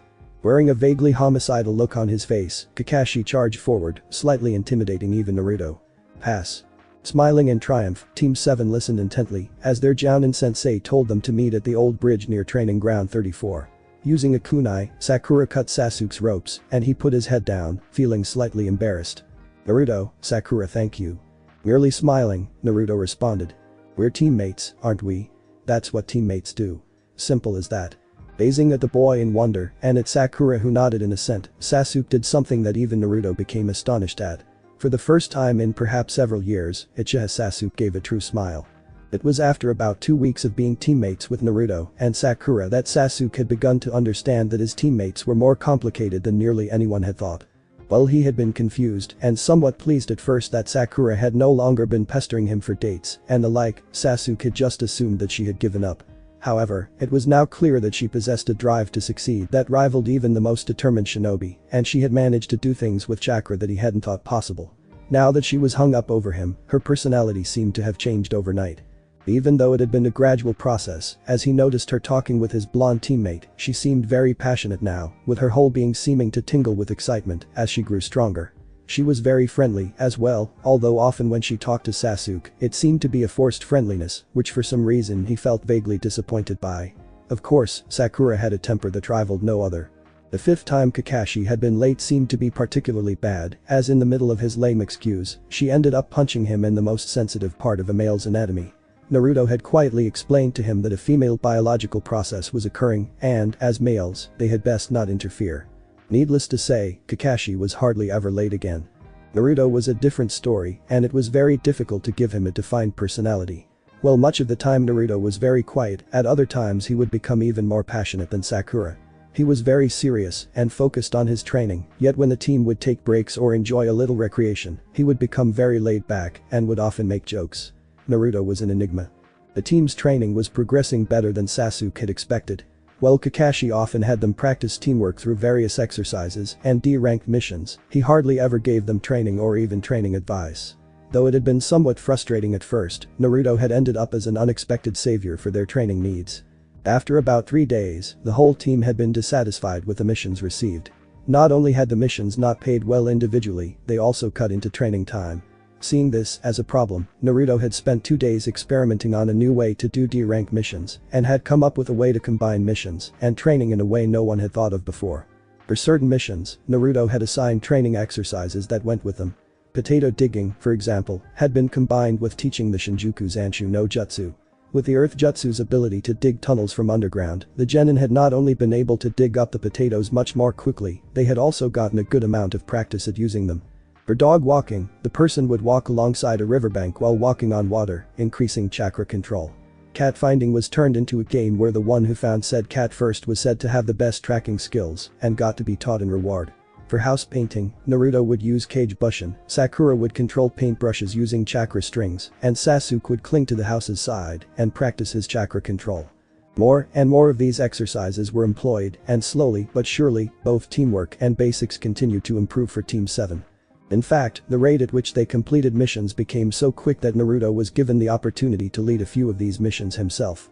Although Kakashi had explained the situation to Sasuke and Sakura, Sasuke was at least a little resentful. Nonetheless, Naruto managed missions well, and clients occasionally would give positive comments about his leadership. Within about 3 weeks, Team 7 had already completed 40 D-rank missions. That isn't to say that they didn't spend time on individual training. Sasuke was quickly taught chakra control by his peers and within 5 days had completed the tree climbing exercise. During missions he would occasionally practice water walking and managed to master the exercise in 4 days. Almost at once he could feel the difference when he practiced fire and chakra manipulation. When he had finished, Naruto requested a certain something from Kakashi. Team 7 had finished their warm-ups and Kakashi was soon to arrive if Naruto's internal clock was any indication. "Yo, Minasan." There he was alright. Kakashi jumped off the arch of a gate and began walking towards them. Sasuke and Sakura noticed curiously that he was holding several small strips of paper. "Okay everyone. Naruto has requested a little something from me and today I shall carry it out. Well, normally I wouldn't do this sort of thing, it seems as if your basics are up to par." Also he gave a smile, seen by the way his eyes looked. Naruto's gained quite a few brownie points, so he's allowed to request something every once in a while. All 3 genin grew irritated at Kakashi's mocking tone. "Just get on with it, sensei." Naruto bit out. Okay Naruto, since you're so spirited today, you can explain our little exercise." Naruto sighed. He grabbed the paper out of Kakashi's hand and adopted his student-teacher pose. "Sasuke, Sakura, today you shall earn your elemental affinity." Confused, Naruto's teammates motioned for him to go on. Nearly every ninja has an affinity to a certain element of ninjutsu. There are 5 elements of ninjutsu. earth, wind, fire, water, and lighting. You may come across a user of the metal element. However, Naruto motioned, as if to push his sunglasses up, but stopped. As the last of the metal users was seen in the time of Shodaime Hokage, it's very unlikely you'll ever run into one. Naruto coughed, then continued. Anyway, usually a ninja's elemental affinity has to do with which country they are from. For example, the water country's mist ninja usually use water. Wind country's sand ninja usually have the affinity of wind, and Konoha ninja usually end up using fire elements. Sakura raised her hand, as if in class. "Ah no, Naruto-sensei, is that always true, or are there exceptions? And shinobi can still use all types of ninjutsu, can't they?" Naruto saw her smirking, and rolled his eyes. "Two good questions, Sakura-san. To the first, yes, there are many exceptions. The country similarities are merely generalizations. And yes, shinobi have the potential to use every element. However, elements a ninja does not have an affinity to will not be as powerful, nor will they be as easy to learn or perform. That being said, there is a way to easily discover a ninja's elemental affinity or affinities." Letting his teammates confused once again, Naruto held out the papers. "Both of you take at least 3 of these. I'll do the same. After you have gotten your papers, gently channel chakra into them. Let me demonstrate." After Sasuke and Sakura had both gotten paper strips, Naruto held out a strip. His teammates could see he was channeling chakra into the strip. After about 2 seconds, they could see it split evenly in half. The paper has split in half, as you can see. That means that one of my affinities is wind. "Now Sasuke, you try." Naruto encouraged me. Sasuke repeated the process, and for some reason the paper seemed in conflict with the chakra for a second. However, right afterwards, the paper burst into flames. "I suppose that means my elemental affinity is fire," Sasuke mused. Naruto's brow furrowed. "Wait a minute, if I remember correctly, Sasuke, do the same thing with your other hand. I want to see something." Sasuke raised an eyebrow, but did as Naruto had asked. The chakra channeled itself again, but this time the paper strip crumpled instead of bursting into flame. "Aha. I knew it. Sasuke, you have 2 elemental affinities after all. Fire and lighting," Naruto shouted in glee. Staring in wonder at the paper strip, Sasuke whispered, "Kakoi." Calming himself, Naruto nodded toward Sakura to begin. Channeling chakra into the paper strip she had placed into her right hand, Sakura was somewhat surprised when the paper became soaked. Naruto gave a proud smile. "Ah, water, as I suspected. Water is life, and life is water. Sakura, you aspire to learn medical skills, giving life, much, as the water does. The perfect element for you, flowing peacefully and serenely." When his speech finished, Naruto noticed his teammates looking at him, as if he had sprouted another head. Naruto got a blush onto his face. He coughed. Why don't you try the paper in your other hand now, Sakura-chan?" Smirking at her sometimes sensei, Sakura repeated the process in her left hand. After a few seconds, the paper began to crumble into dirt. "Earth. It suits you well, Sakura-chan. Strong, patient, and unyielding, just like you. Ashes to ashes, dust to dust." Sasuke stared at him again, and Sakura gave a pleased smile. "Wait a minute, Naruto, you haven't shown us your second element. Come on, I'm curious now." Sakura squealed. Seeing Sasuke nod in assent, Naruto shrugged and began gathering chakra again. After a few seconds, the paper began to float out of Naruto's hand and shot off into oblivion. "Naruto-kun, what was that element?" Sakura gaped. Naruto shifted awkwardly, hemming and hawing. "Ask Tatsu-sensei. It's not my place to tell really." His teammates let the subject drop for now. After Naruto had Team 7 learn their elemental affinities, he had aided their individual training by using his access to the ninja library and had gotten them several he had thought would be useful. Sasuke, as said before, practiced fire. Naruto had given him one called Kaiten. Kyoryuenden, a rather difficult B rank. It had taken him 2 weeks to master, but in the end, he had not only perfected the powerful ability, but his chakra reserves had increased at an amazing rate. It was here that Sasuke began to gain respect for his blonde teammate, silently grateful that he felt this much stronger in only 3 weeks. Sakura continued to learn medicine at an amazing rate. At the end of week, she was able to remove minor poisons and treat nearly any minor injury. Unfortunately, genin were not allowed to learn higher-level medical techniques, as even the slightest mistake could result in disaster. In addition, nearly all medical ninja were on constant standby, so none of them could or would be a teacher for Sakura. Not even Naruto, as an acting Chunin, could gain higher-level access. That being said, Sakura decided that she might, as well, work on what she could and find a trainer later. She continued to work constantly on physical exercises, building chakra and stamina from them.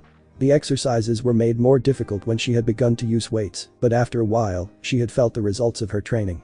She also constantly sparred not only with her teammates, but also with Kakashi and occasionally their friends from the academy. In addition, Naruto gave her a few scrolls with ninjutsu techniques. Surprisingly, Sakura picked up earth much more quickly than water techniques.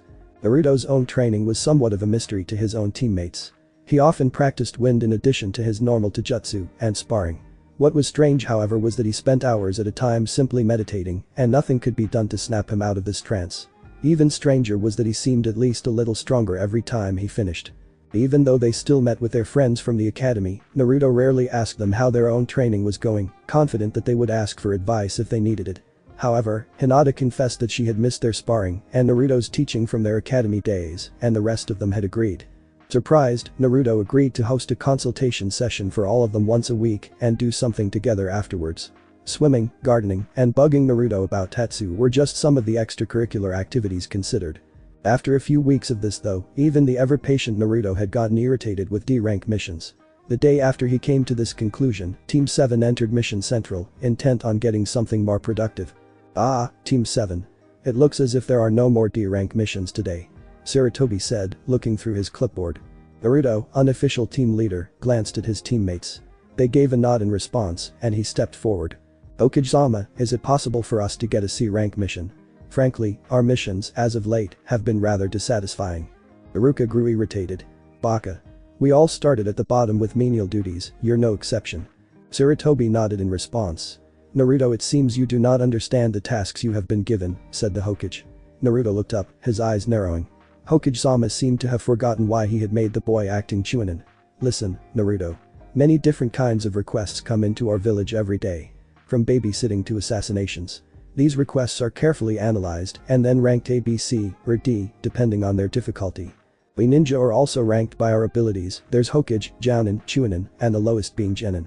We rank missions based on their difficulty and give them to ninja who have the appropriate skill. For Jounin A rank missions. For Chunin A, B, and C ranked missions. And then for you, Genin, C, and D ranked missions. Of course the newer Genin get the D ranked missions.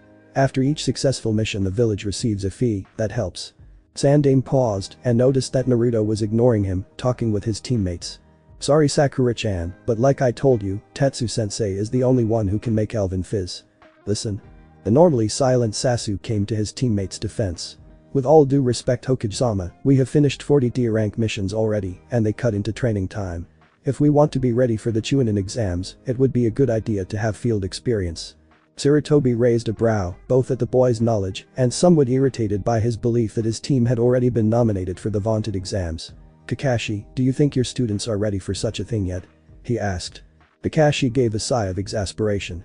Don't go dragging me into this. Seeing that Kakashi was reluctant, Sakura began to hiss in his ear angrily. If one were to concentrate, they could vaguely hear something about chakra-enhanced punch, pain, and less than a Catholic. Kakashi paled in response and gave a slow nod. Their teamwork is impressive Hokage-sama, but a little more training wouldn't hurt. Since these kids seem so sure of themselves, why don't we have student teacher Naruto select the kind of mission?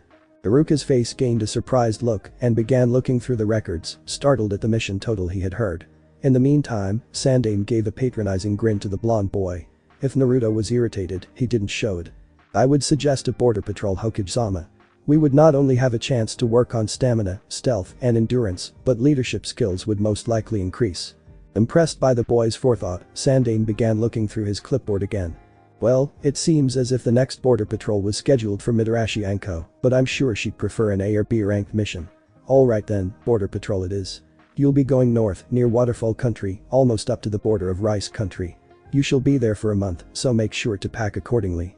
You will all meet tomorrow in front of the main entrance at 0800 hours. You're all dismissed. Team 7 gave a cheer, as their Jounin sensei gave a sigh. When he heard Sakura say 0800. I guess that means we'll be leaving at 1100, knowing Kakashi sensei began to gain a twitch in his eye. Kakashi dismissed them, and they all headed home to begin packing. Little did these genin know that this border patrol wouldn't be as boring as they thought. Thanks for watching my video, and make sure to check out the author of this fanfic, link is in the description. See you next time, till then sayonara.